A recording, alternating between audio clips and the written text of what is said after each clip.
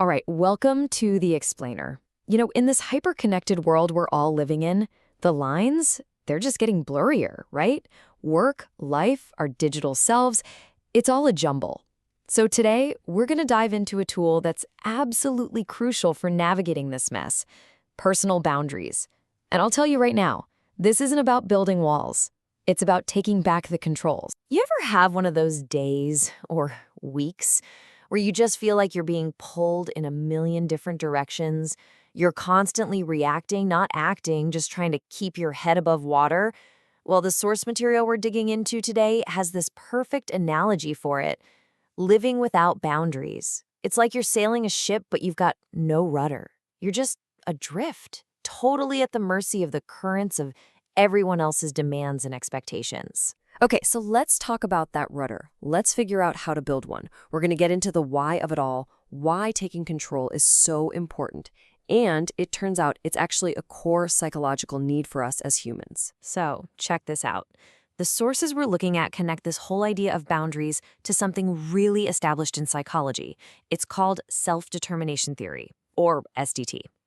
Now, what that basically says is that for us to be happy and to thrive, we have these core psychological needs, and a huge one is autonomy. It's that deep fundamental desire to feel like you're the one in the driver's seat of your own life. And that right there, that just nails it, doesn't it? Setting a boundary isn't this negative, defensive thing we do. No way.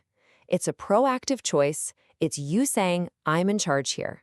You're not just trying to avoid burnout. You're literally grabbing that rudder, choosing your own course, and deciding where your precious energy and attention are going to go.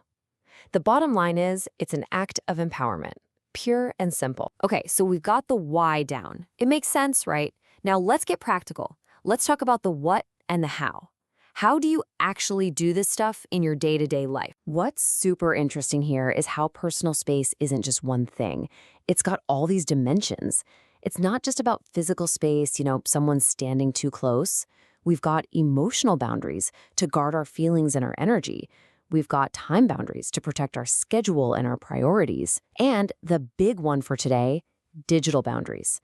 But the sources really hammer home is that these are all connected.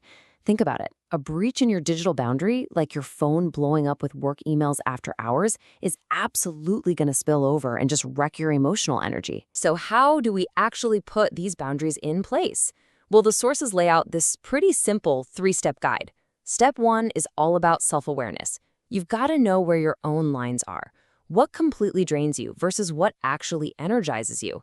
What are your non-negotiables? Step 2, clear communication.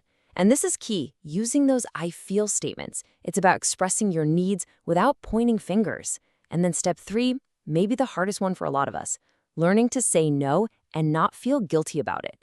You have to understand that no is a complete sentence. It's not selfish, it's just essential self-care. Okay, now we get to a really fascinating twist. We usually think of boundaries as, limiting, right? They hold us back. But what if I told you that limitations can actually make you more creative? It sounds like a paradox, but let's dive into it. So here's the myth. To be creative, you need total absolute freedom. A blank canvas, no rules. But the reality, that can be completely paralyzing. The dreaded blank page syndrome, right? But think about it. When you have constraints, like a super tight deadline or a tiny budget, or you have to write a poem in a specific form, what happens? It forces your brain to get clever, to innovate. It pushes you off the beaten path to find a solution you never would have thought of otherwise. And I absolutely love this analogy from the sources. It just captures the whole idea so perfectly. A boundary isn't a cage that traps you. It's a frame for a picture. It gives your creative energy shape, focus, and a structure to shine inside of. It channels all that energy instead of just letting it poof, dissipate into nothing. All right, let's pull this whole conversation right into the 21st century. Because let's be real, we live so much of our lives online now. And in that world, setting digital boundaries, it's not just a nice to have. It's absolutely essential for figuring out and defining who we are. And that brings us to this really key concept, informational self-determination. It's kind of like privacy 2.0. It goes beyond just hiding your data. It's about having the fundamental right to actively decide what happens to your personal information. You get to say who uses it and for what purpose. It's all about you taking control of your own digital story. So why does this matter so much right now? Because every single thing you do online, every like, every share, every post, heck, even how long you pause on a video, it's all data. It's a signal. And you are constantly, and I mean constantly, training algorithms. Whether you realize it or not, you're building this digital version of you, a digital doppelganger, really. And platforms and advertisers are using that version of you to decide what you see, and maybe more importantly, how they see you. Okay, let's tie all of this together now. This last part is all about reframing how we think about boundaries. We need to stop seeing them as just a defensive shield and start seeing them as a powerful, strategic tool. It's about consciously, intentionally training those algorithms that are shaping so much of our digital experience. So, when you look at it this way, it all just clicks into place. Boundaries aren't negative walls. They are active tools for steering your own ship.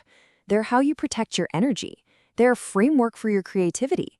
They help you build healthier relationships. And ultimately, they're about giving you back the power to choose who gets to see you and on your terms. And that leaves us with this one big provocative question to chew on.